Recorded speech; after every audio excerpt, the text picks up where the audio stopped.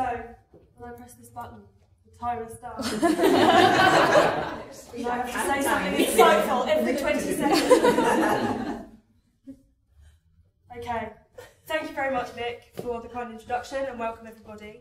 I'm Alex. I'm the Divisional Director for Professional and Financial Services at Man Bites Dog. What I'm going to be doing in these very short, sharp slides is providing a bit of context and discussion that we'll probe further with the panel in relation to the connection between sales and marketing. We're here to discuss this fraught relationship, a tale as old as time, the love-hate relationship. The traditional view of sales and marketing, one to another, is not perhaps the most flattering. Sales viewed by marketing as product focused, marketing viewed by sales as the people I go to for my brochure. But we think that there is alignment to be achieved here, because ultimately our goal is the same, and that is to achieve impact and commercial results for our firm. We're in a new reality. It's multi-connected, lots of buyers and decision makers. It's a tech-enabled world. So we have to work together. And what are those trends that are forcing us to work together? Well, first there's innovation, which has had a huge impact, of course. It's making some things much easier. It's making it easier for us to measure what it is that we're doing. It's making it much easier for us to stalk our clients and prospects and see what they've looked at and why. But it's made some things harder, and I think marketing automation is a really good example of that. It's a brilliant tool. It's a must-have. It's opened up the marketing journey to marketers and to sales, so that we really understand where our buyers are in the sales funnel.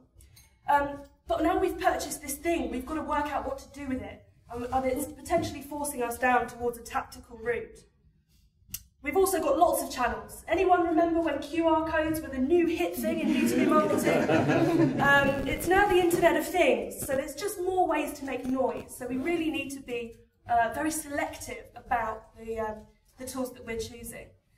And technology is opening up new revenue streams for our organisations. Traditionally in B2B, we're selling high-value services in a very high-value sales exchange.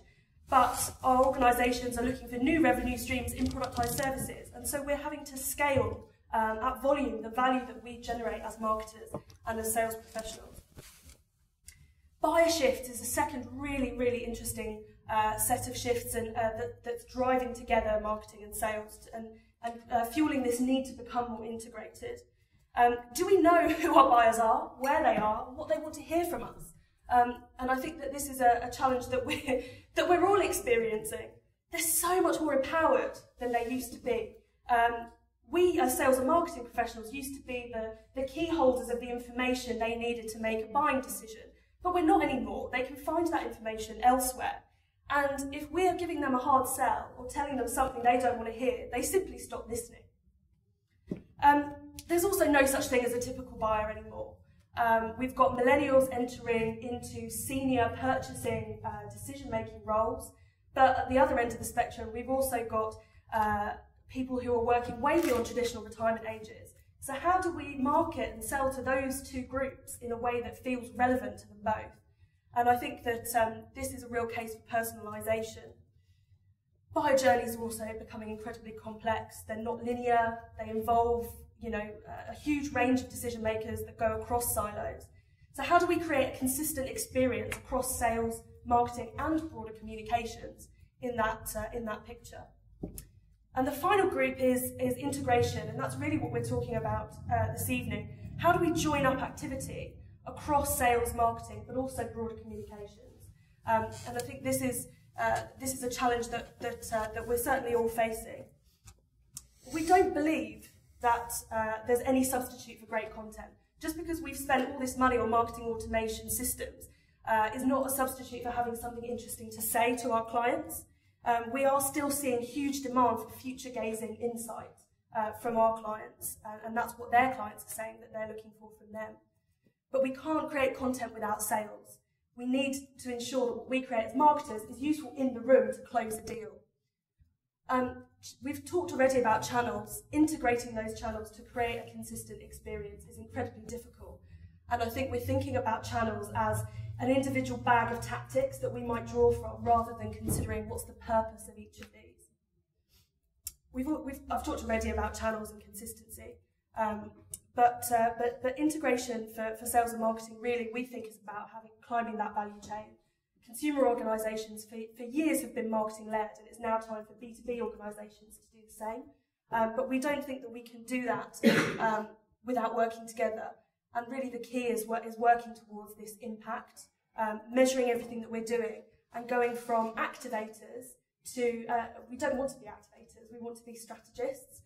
So we need to measure all of this stuff, but we also need to work together to guide our organisations to that point. And we can only do that by helping one another in a classic dog-like fashion. I just love that. And by doing this, we ultimately achieve better outcomes for all. So we'll be thinking about all of those things, and I can't believe I actually managed to say everything I wanted to say. There are some key questions that we're going to think about, and these are worries that I had as I was putting this together and as I was thinking about some of the trends that we have. I think, is technology pushing us towards being tactical? Do we really know where our buyers are? And why are we still struggling to knit together the various elements of sales, marketing, communications? So that is what these 4 esteemed panellists are going to help us to unpick. So I would like to invite Julie, Bernard, Tim and Claire up to the stage.